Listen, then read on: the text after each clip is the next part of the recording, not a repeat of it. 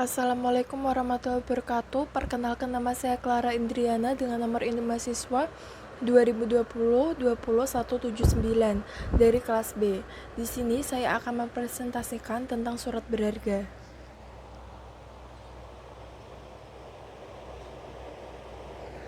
Pengertian surat berharga, salah satu klausula dalam suatu transaksi dagang tidak lepas dari masalah pembayaran. Pembayaran dalam hukum perdata merupakan salah satu unsur yang menyebabkan suatu perikatan itu berlahir. Secara umum, pembayaran dalam suatu perikatan perdata adalah penyerahan prestasi, atau yang lebih sempit adalah penyerahan suatu sejumlah uang sebagai kewajiban pembeli sesuai dengan harga barang yang telah disepakati. Dalam dunia bisnis, surat-surat yang mengandung nilai uang disebut dengan surat berharga. Surat berharga menurut para ahli adalah sebagai berikut. Yang pertama, menurut Profesor Dr. R. Wirjono Prodjodikoro SH, beliau mengatakan bahwa istilah surat berharga itu terpakai untuk surat-surat yang bersifat seperti uang tunai, jadi yang dapat dipakai untuk alat pembayaran. Ini artinya bahwa surat berharga dapat diperdagangkan dan dapat diuangkan sewaktu-waktu dengan uang tunai. Yang kedua yaitu Profesor M.I. Pangaribuan Simanjuntak SH, dalam buku Hukum Dagang Surat-Surat Berharga menyebutkan bahwa surat-surat disebut surat berharga apabila dalam surat tersebut tercantum nilai yang sama dengan nilai periyatan dasarnya. Tujuan dari surat berharga adalah untuk dapat diperdagangkan atau dialihkan. Yang ketiga yaitu Rasjiman Wiraatmaja SH, mendefinisikan surat berharga adalah surat yang bersifat dan mempunyai nilai seperti uang tunai dan dapat dipertukarkan dengan uang tunai. Yang keempat yaitu menurut Dr. Heru Soe Praptomo SHSE juga memberikan definisi tentang surat berharga, yaitu suatu surat dapat digolongkan sebagai surat berharga apabila surat itu merupakan alat untuk diperdagangkan dan merupakan alat bukti terhadap hutang yang telah ada.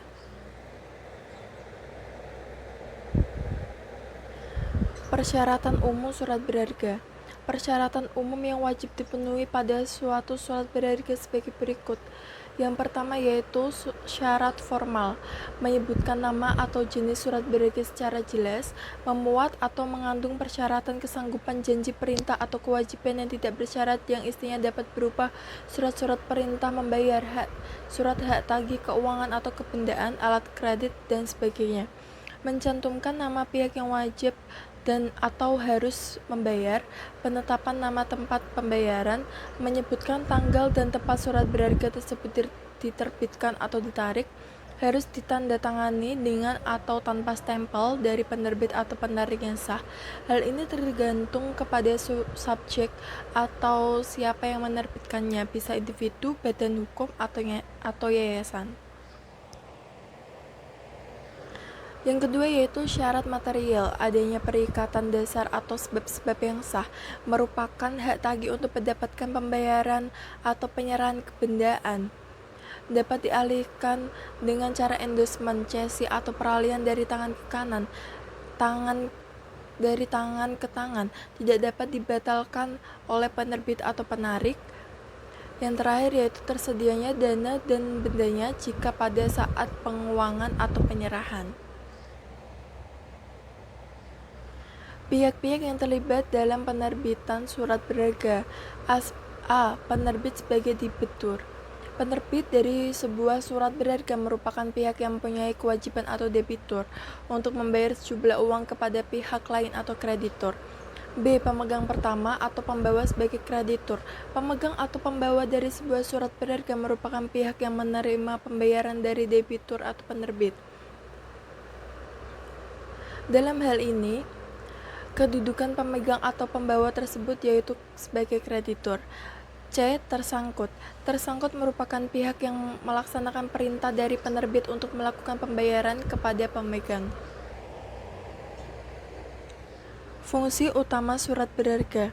Fungsi utama surat berharga dibagi menjadi 3. Yang pertama yaitu sebagai alat pembayaran atau alat tukar uang.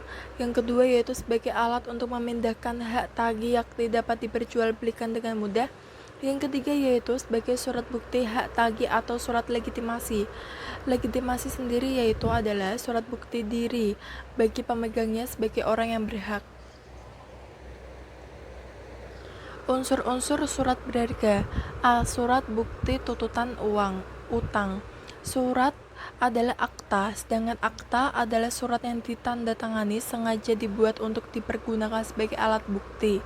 Jadi akta itu merupakan tanda bukti adanya perikatan atau utang dari penandatanganan. Utang adalah perikatan yang harus ditunaikan oleh penandatanganan akta atau debitur dan pemegang akta atau kreditur. Itu mempunyai hak menuntut kepada orang yang menandatangani akta itu.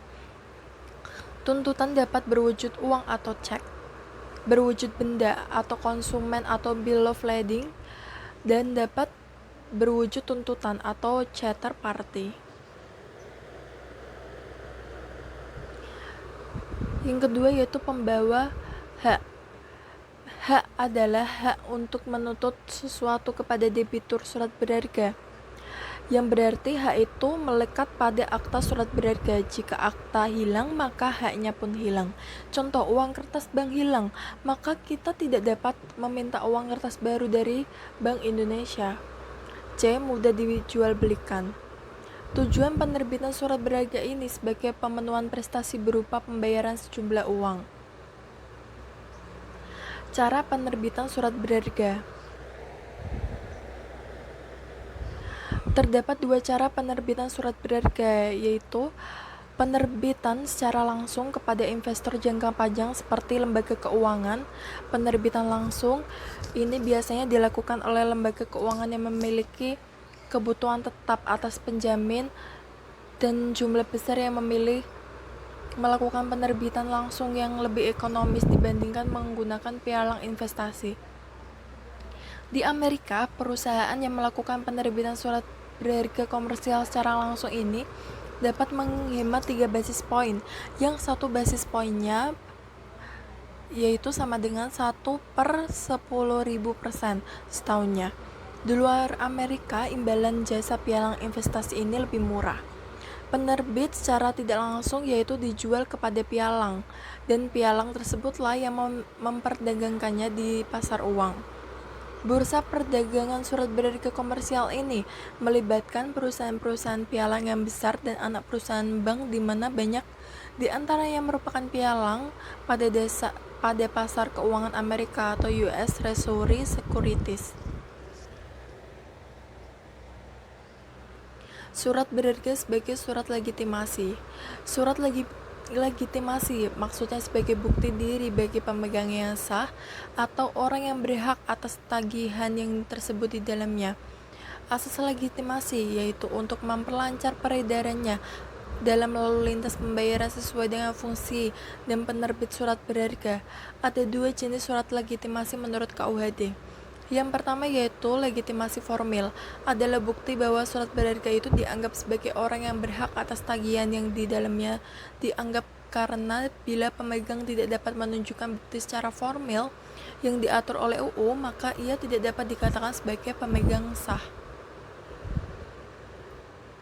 Yang kedua yaitu legitimasi material, adalah bukti pemegang surat berharga yang sesungguhnya adalah orang yang berhak atas tagihan tersebut. Kesimpulan dari adanya legitimasi tersebut bahwa A. Pemegang surat berharga secara formil adalah orang yang mempunyai hak tagih yang sah tanpa mengesampingkan kebenaran materialnya. B. Debitur tidak diwajibkan meneliti apakah pemegang surat berharga itu benar-benar orang yang berhak. C. Debitur wajib meneliti syarat-syarat yang terdapat pada surat berharga yang disodorkan kepadanya ketika meminta pembayaran. D. Undang-undang mengutamakan legitimasi formal untuk menjamin fungsi dan tujuan surat berharga. Upaya tangkisan pada surat berharga. Yang pertama yaitu upaya tangkisan absolut atau exception in rem.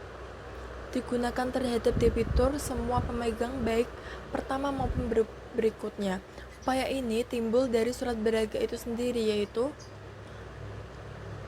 A. Cacat bentuk surat berharga atau syarat formilnya tuh misal tidak ada tanda tangan penerbit, tanggal penerbit, tanda tangan palsu, dan lain-lain tentang ketidakcakapan penerbit. Yang B. Lampau waktu dari surat berharga. Yang C. Kelainan formalitas dari regres atau kewajiban setiap pemegang surat wesel untuk memindahkan surat wesel itu kepada orang lain untuk menanggung pembayaran. Yang D. Jika surat berharga mendapatkan penolakan aseptansi atau pembayaran pada hari tagih atau hari bayar, maka pemegang dapat melakukan hak regresnya untuk memperoleh pembayaran kepada penerbit atau debitur lainnya. Yang kedua yaitu upaya tangkisan relatif. Dapat diketahui dari hubungan hukum yang terjadi antara penerbit dan salah seorang endosan yang mendahului pemegang terakhir, khususnya pemegang pertama yang lazim disebut perikatan dasar. Syarat-syarat penerbitan surat berharga komersial di Indonesia.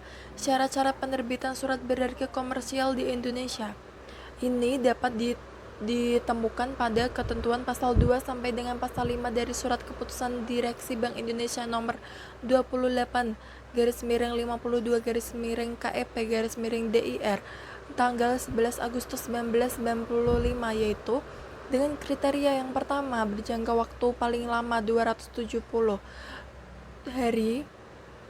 Yang kedua, diterbitkan oleh perusahaan bukan bank dalam pasal 1 angka 9 surat keputusan ini. Yang ketiga, mencantumkan klausula sanggup dan kata-kata surat sanggup di dalam teksnya dan dinyatakan dalam bahasa Indonesia. Janji tidak bersyarat untuk membayar sejumlah uang tertentu. Penetapan hari bayar, penetapan pembayaran, nama pihak yang harus menerima pembayaran atau penggantinya, tanggal dan tempat surat sanggup diterbitkan, tanda tangan penerbit. Perbedaan surat berharga dengan surat yang berharga.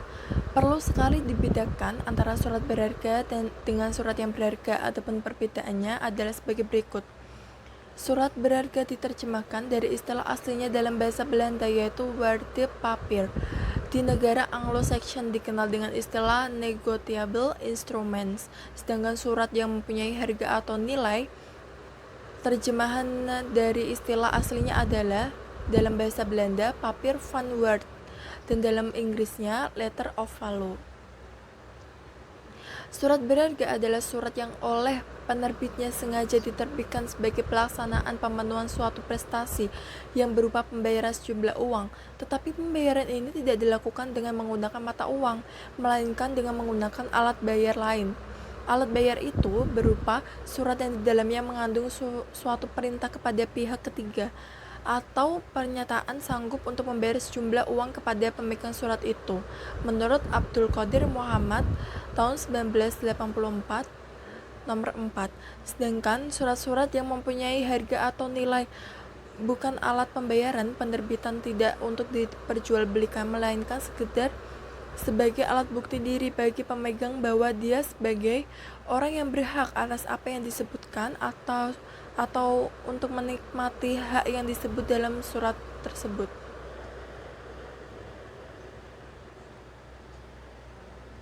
Bahkan bagi yang berhak, apabila surat bukti itu lepas dari penguasaannya, ia masih dapat memperoleh barang atau haknya itu dengan menggunakan alat bukti lain.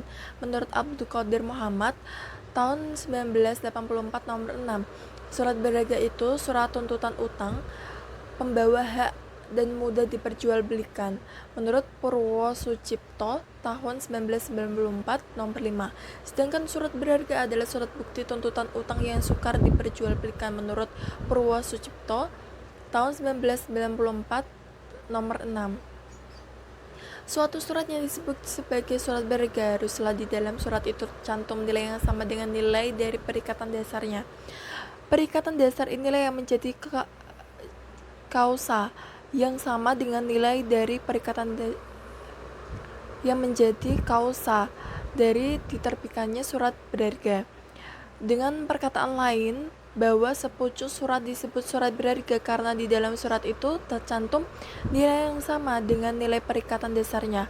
Perikatan dasar antara dua orang adalah yang menjadi sebab diterbitkannya surat berharga menurut Emi Pangaribuan Simanjuntak tahun 1993 nomor 29.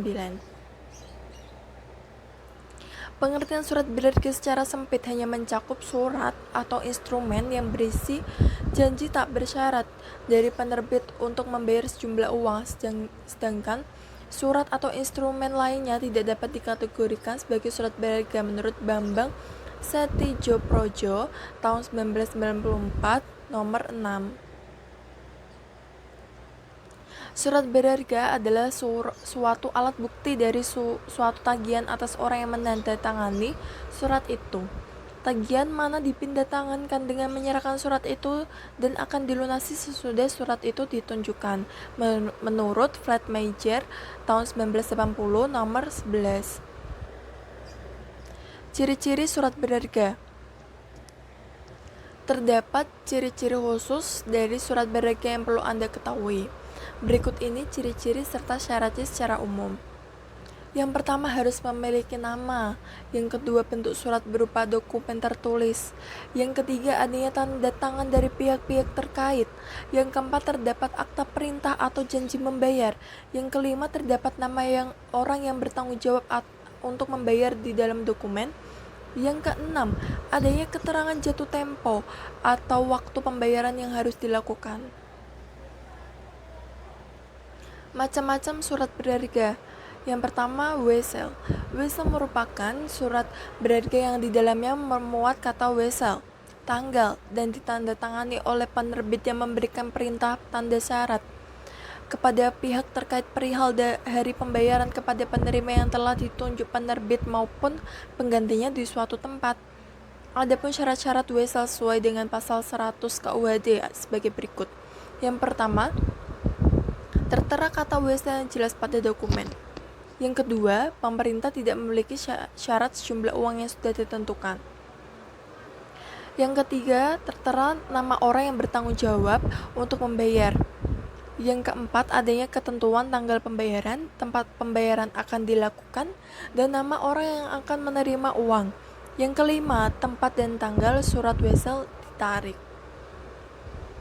Yang keenam, terdapat tanda tangan dari pihak yang menerbitkan wesel atau penerima. Yang kedua, surat sanggup. Surat sanggup atau yang dikenal juga dengan promise adalah surat berharga yang memuat kata accept atau promise yang mana penerbit menyanggupi untuk melakukan pembayaran kepada pihak yang juga disebutkan dalam surat berharga tersebut maupun penggantinya pada hari pembayaran. Mengapa dikatakan surat sanggup? Karena surat ini merupakan janji kesanggupan untuk melakukan pembayaran. Bedanya dengan wesel, pada surat sanggup tidak ada perintah melainkan pernyataan menyanggupi. Nah, berikut ini ketentuan dalam surat sanggup. Yang pertama, keterangan terkait yang menyebutkan bahwa sanggup dalam menanggung pembayaran. Yang kedua, adanya penetapan waktu dan tempat pembayaran. Yang ketiga, adanya tanggal surat sanggup yang ditandatangani. Yang keempat, adanya tanda tangan orang yang membuat atau mengeluarkan surat. Yang ketiga, saham. Pengertian tentang saham ini sudah diatur dalam 40 KUHD yang berarti model perseroan dibagi atas saham-saham atau sero-sero atau nama atau blanko. Saham juga dapat didefinisikan sebagai tanda penyertaan atau kepemilikan seseorang maupun badan dalam suatu perusahaan atau perseroan terbatas. Bentuk dari saham sendiri merupakan selembar kertas yang berisi keterangan bahwa pemilik dokumen tersebut adalah pemilik perusahaan yang menerbitkan surat saham tersebut. Porsi kepemilikan ditentukan dari seberapa besar penyertaan yang ditanamkan di perusahaan tersebut. Dari segi perpajakan, pajak atas transaksi nilai penjualan saham bersifat final dengan besaran 0,1% dari nilai bruto transaksi penjualan saham. Yang keempat yaitu cek. Surat berharga ini mungkin sudah sering Anda dengar. Cek merupakan salah satu surat berharga yang sifatnya sebagai alat bayar. Berikut ini ciri-ciri cek secara umum. Nama harus tertulis dengan jelas. Adanya perintah untuk membayarkan sejumlah uang. Tertera nama badan hukum atau bank yang wajib dibayar. Sudah ditetapkan tanggal pembayaran dan tempat mengeluarkan cek. Semua syarat atau ciri di atas ini harus terpenuhi. Jika tidak, maka cek dikatakan tidak sah. Cek dapat dikeluarkan secara atas tunjuk, atas perintah, atas bawah, atau atas nama. Yang kelima yaitu kwitansi atas tunjuk. Kwitansi atas tunjuk merupakan surat berharga yang berisi penandatanganan untuk suatu pembayaran sejumlah uang atau dana dan waktu yang sudah ditentukan kepada petunjuk atau atas tunjuk. Yang keenam yaitu konosemen atau bill of lading. Konosemen atau bill of lading merupakan surat bertanggal yang dibuat oleh pengangkut. Pengangkut dalam hal ini adalah perusahaan pelayaran yang menerangkan bahwa pihak tersebut sudah menerima barang dari pengirim untuk diangkut pihak tertentu atau penerima. Di dalam surat ini ada nama dan keterangan mengenai syarat-syarat penyerahan barang yang dikirim. Pihak-pihak yang terlibat dalam konosemen adalah penerbit, yang dalam hal ini perusahaan pelayaran yang diwakili oleh nahkoda kapal, dan pihak penerima atau penggantinya. Penerima yang dimaksud itu adalah orang yang namanya ada dalam konosemen, orang pengganti pengirim atau kepada orang yang ditunjuk oleh pengirim, orang pengganti pihak ketiga atau orang yang ditunjuk namanya oleh pihak ketiga, orang yang disebut dalam konosemen atau pembawa, orang yang membuat konosemen itu.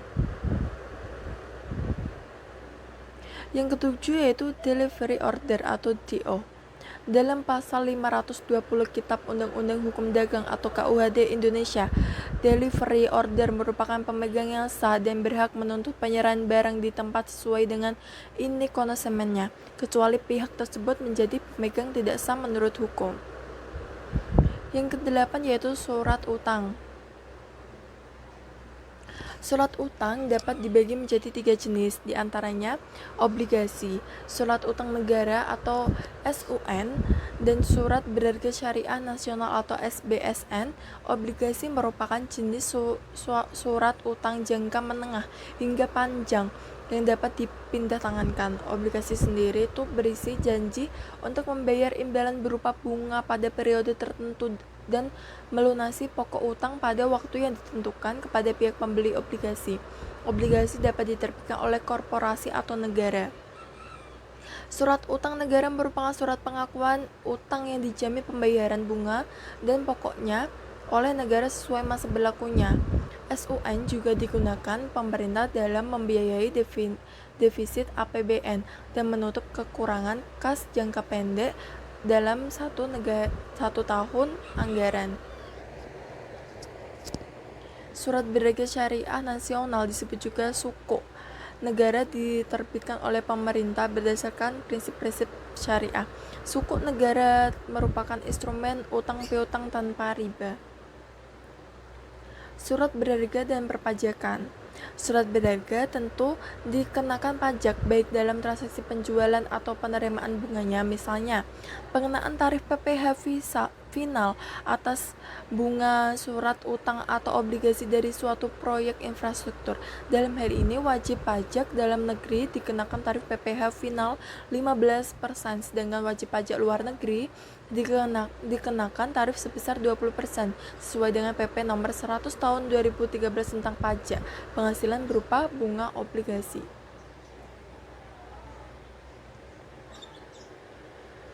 Terima kasih. Apabila ada kesalahan dalam saya berucap atau berkata, saya mohon maaf. Wassalamualaikum warahmatullahi wabarakatuh.